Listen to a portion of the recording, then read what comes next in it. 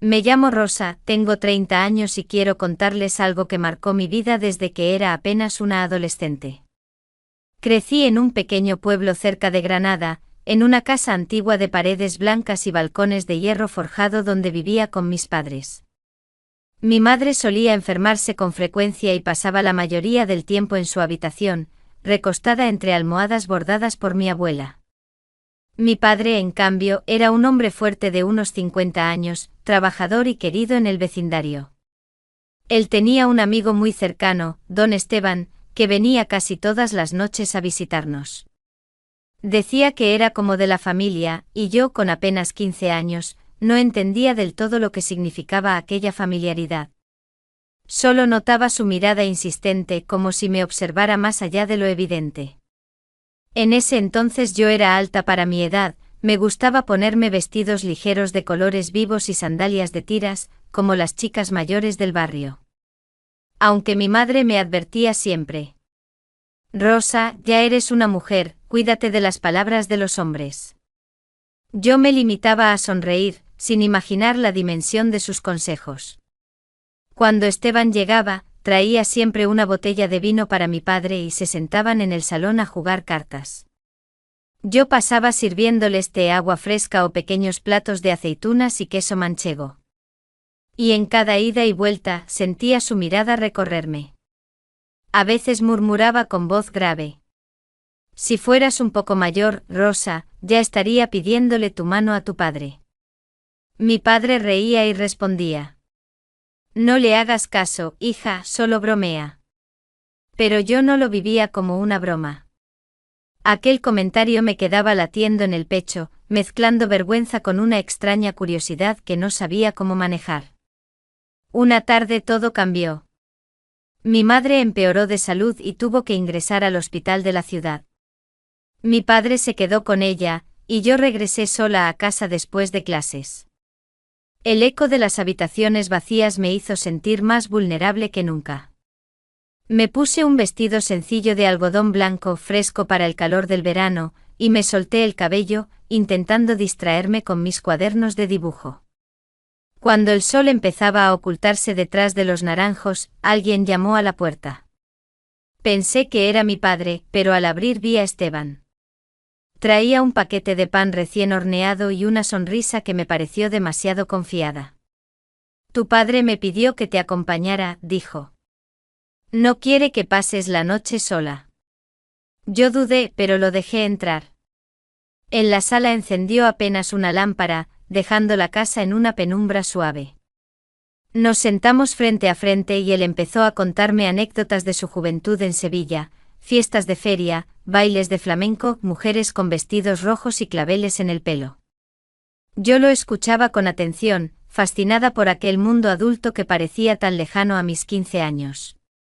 De pronto se levantó y puso en mis manos un pañuelo de seda. Te quedaría precioso como lazo en el cabello, susurró. Su cercanía me puso nerviosa, y sentí como el corazón me golpeaba fuerte en el pecho. No fue un gesto vulgar, pero sí demasiado íntimo para lo que yo conocía. Esa noche, mientras intentaba dormir, el roce del pañuelo sobre mi piel seguía allí, como un recuerdo persistente que no podía apartar. Y aunque me repetía que solo era un amigo de mi padre, una parte de mí sabía que algo distinto estaban haciendo, una tensión que no entendía pero que me atraía de una forma inexplicable. Los días siguientes fueron un torbellino de emociones. Mi madre seguía en el hospital y mi padre pasaba la mayor parte del tiempo con ella. Yo, en cambio, volvía de la escuela a una casa demasiado grande, demasiado silenciosa. Me sentía perdida, como si la soledad me empujara a crecer de golpe. Aquella tarde, al abrir la puerta, me encontré otra vez con don Esteban. Llevaba una bolsa de naranjas frescas y una sonrisa fácil. Tu padre me pidió que pasara a cuidarte un rato, dijo. No quiere que estés sola. Yo no sabía si era verdad o excusa, pero no me atreví a contradecirlo. La soledad me pesaba y su compañía, aunque extraña, me parecía un alivio. Se sentó en el sofá, y mientras yo le servía un vaso de agua fresca, me observaba en silencio. Llevaba un vestido azul marino que había escogido sin pensar. Ligero y sencillo con un lazo en la cintura.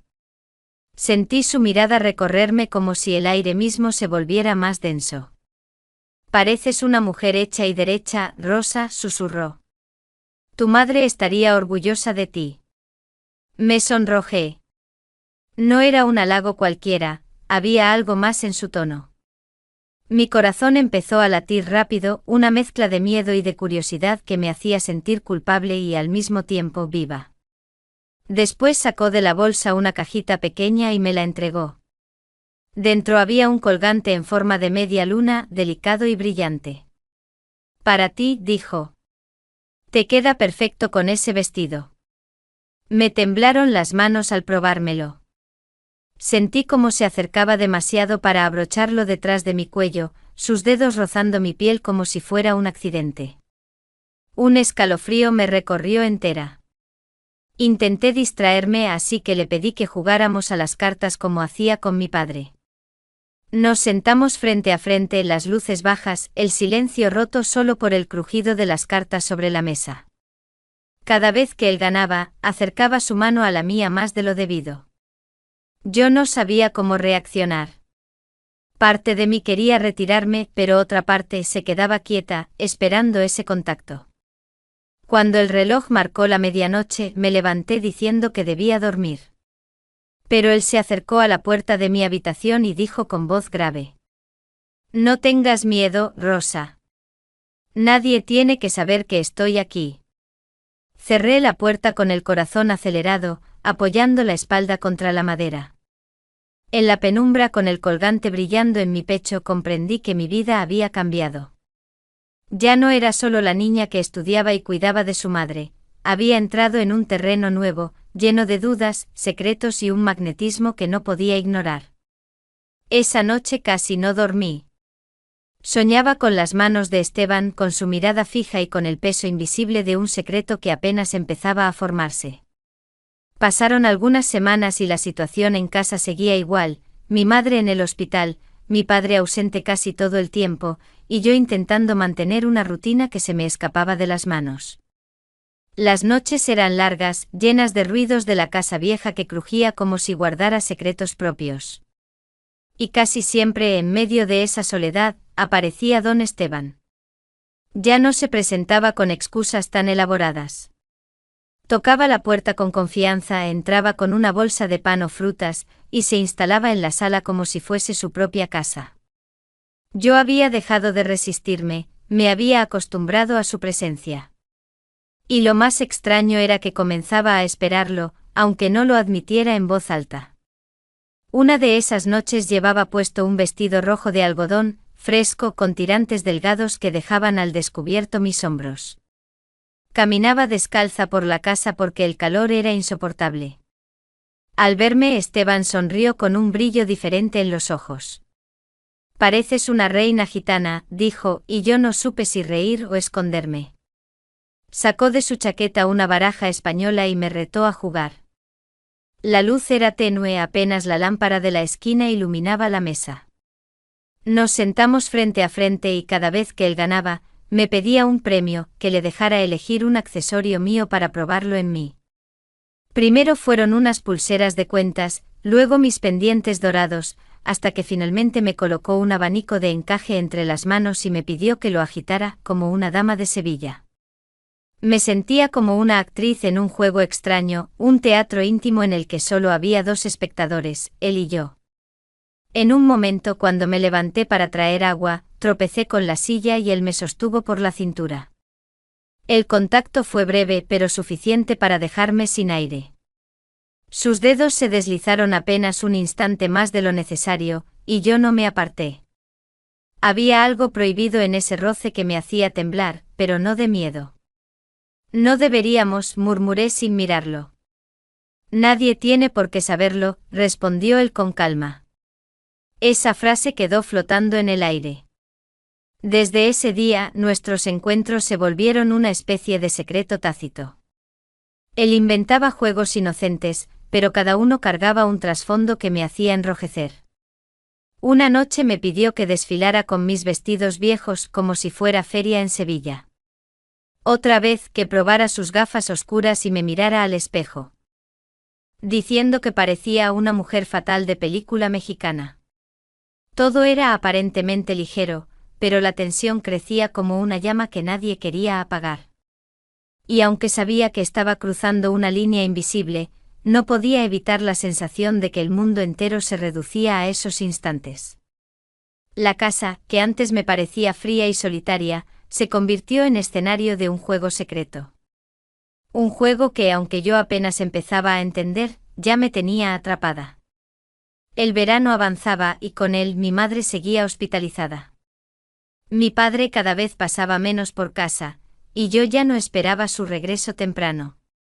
La rutina era clara, la casa quedaba a oscuras, yo hacía mis tareas, y poco después se escuchaba el golpe suave en la puerta. Era don Esteban, siempre puntual en su misterio.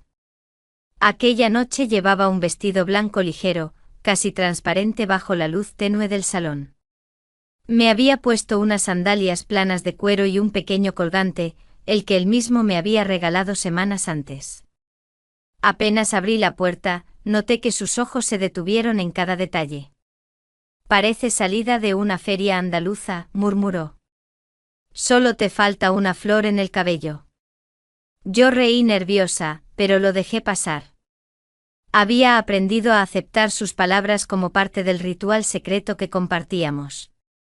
Se sentó en el sofá y, como siempre, comenzó a hablarme de la vida, de sus años en la juventud, de fiestas en pueblos de Andalucía donde la música y el vino hacían olvidar todo. Yo escuchaba fascinada, y al mismo tiempo sentía que me iba envolviendo en un mundo adulto al que aún no pertenecía, pero en el que quería quedarme. Esa noche el juego cambió. No sacó cartas ni accesorios. Me pidió que lo acompañara al balcón. Desde allí las luces de Granada titilaban a lo lejos, y el aire cálido del verano traía olor a jazmín. «Mira, Rosa», me dijo. «¿Ves todas esas luces? Podrían apagarse ahora mismo, y solo quedaríamos tú y yo en este mundo». Me quedé en silencio con el corazón golpeando en mi pecho. Sentí como su mano se acercaba a la mía, apenas rozándola, como si temiera que yo me apartara. No lo hice. Entonces se inclinó hacia mí y con voz baja añadió: «Eres demasiado joven, lo sé, pero nadie me había hecho sentir así desde hace años». Yo no respondí. Solo lo miré fijamente con una mezcla de miedo, curiosidad y algo que no sabía nombrar. En ese instante comprendí que nuestra relación ya no era un simple juego. Algo más grande, más oscuro y más intenso había nacido entre nosotros. Cuando entramos de nuevo al salón, la tensión era insoportable. Me senté en la silla intentando disimular, pero él se colocó detrás de mí y comenzó a peinar suavemente mi cabello con los dedos. Fue un gesto delicado, casi paternal, pero cargado de un significado que ambos entendíamos. «Guarda este secreto, Rosa», susurró. «Nadie debe saber lo que pasa entre nosotros». Esa frase me atravesó como una promesa y una condena. Desde entonces empecé a vivir con un miedo constante, que alguien lo descubriera, que mi padre regresara de improviso, que mi madre preguntara por qué me veía distinta. Pero al mismo tiempo, esperaba cada noche con ansias y con nervios el toque suave en la puerta. Era un silencio peligroso pero adictivo. Y yo ya no podía escapar de él. Las semanas siguientes se volvieron un torbellino del que no podía escapar. La rutina estaba marcada, mis días eran de escuela y de visitas rápidas al hospital, pero mis noches eran para él. Don Esteban siempre encontraba el modo de llegar a la casa vacía, con cualquier excusa, traer pan recién hecho, preguntar por mi madre o simplemente acompañarme. Y yo, aunque sabía que estaba mal, no podía resistirme a ese juego secreto que cada vez se volvía más intenso. Una tarde después de clases, llegué corriendo con la esperanza de encontrar a mi padre y visitar a mi madre. Pero la casa estaba desierta. Minutos después, sonó la puerta. Allí estaba él con una sonrisa tranquila y un paquete envuelto en papel marrón. Te traje algo especial, dijo. Al abrirlo descubrí un vestido nuevo de un azul profundo, ceñido en la cintura. Me pidió que me lo probara. Dudé, pero lo hice. Cuando salí de la habitación, sus ojos me recorrieron con una mezcla de orgullo y deseo que me hizo estremecer.